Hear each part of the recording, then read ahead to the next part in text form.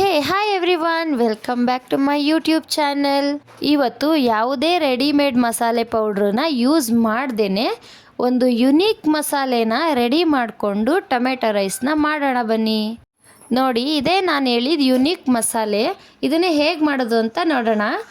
ಒಂದೆರಡು ಗಡ್ಡೆಯಷ್ಟು ಬೆಳ್ಳುಳ್ಳಿ, 1-1.5 ಇಂಚಷ್ಟು ಶುಂಠಿ, 4-5 ಮೆಣಸಿನ್ಕಾಯಿ, 3 ಲವಂಗ, ಅರ್ಧ ಇಂಚು ಚಕ್ಕೆ, 10 ಕಾಳುಮೆಣಸು, ಸ್ವಲ್ಪ ಕೊತ್ತಂಬರಿ ಸೊಪ್ಪನ್ನ ಹಾಕ್ಕೊಂಡು ತರ್ತರಿಯಾಗಿ ಕುಟ್ಕೋತಾ ಇದ್ದೀನಿ.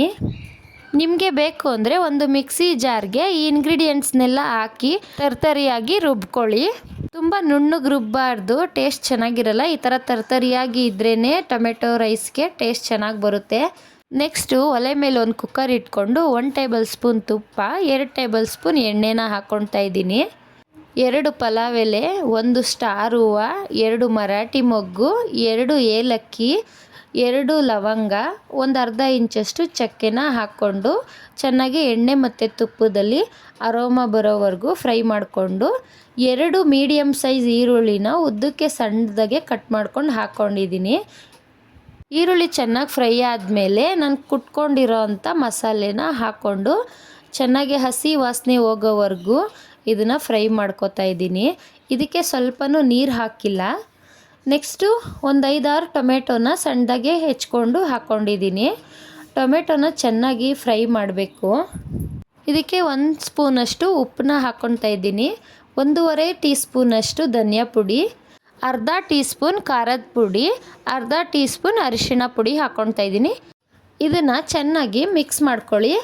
ನೆಕ್ಸ್ಟ್ ಇದಕ್ಕೆ ಅರ್ಧ ಹಿಡಿಯಷ್ಟು ಕೊತ್ತಂಬರಿ ಸೊಪ್ಪು, ಅರ್ಧ ಹಿಡಿಯಷ್ಟು ಪುದೀನ ಸೊಪ್ಪನ್ನ ಹಾಕ್ಕೊಳ್ತಾ ಇದ್ದೀನಿ. ಇದನ್ನು ದಪ್ಪ ಕಟ್ ಮಾಡಿ ಹಾಕ್ಕೊಂಡಿದ್ದೀನಿ. ಟೇಸ್ಟು ಚೆನ್ನಾಗಿರುತ್ತೆ, ಫ್ಲೇವರು ಚೆನ್ನಾಗಿರುತ್ತೆ. ಈಗ ಇದನ್ನು ಚೆನ್ನಾಗಿ ಮಿಕ್ಸ್ ಮಾಡಬೇಕು.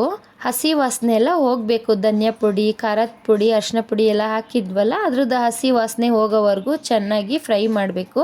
ಸ್ವಲ್ಪ ಎಣ್ಣೆ ಬಿಟ್ಕೋಬೇಕು. ಟೊಮೆಟೊ ಕೂಡ ಫುಲ್ಲು ಸಾಫ್ಟ್ ಆಗಿರಬೇಕು.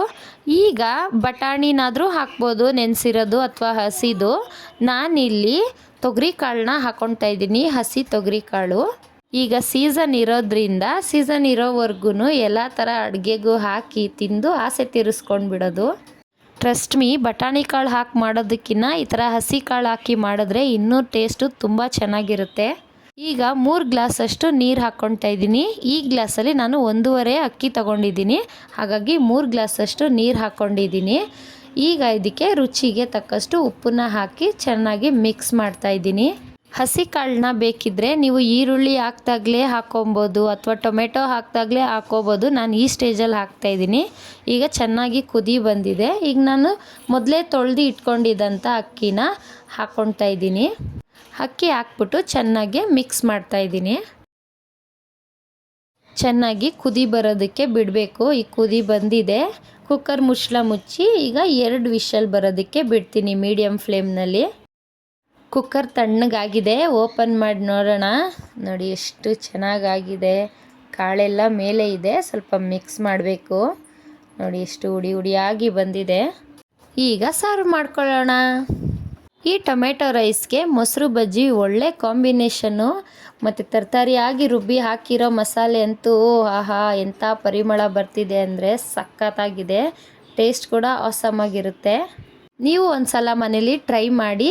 ನನ್ನ ವಿಡಿಯೋ ನಿಮಗೆ ಇಷ್ಟ ಆದರೆ ನನ್ನ ಚಾನಲ್ನ ಲೈಕ್ ಮಾಡಿ, ಶೇರ್ ಮಾಡಿ, ಸಬ್ಸ್ಕ್ರೈಬ್ ಮಾಡಿ. Thank you.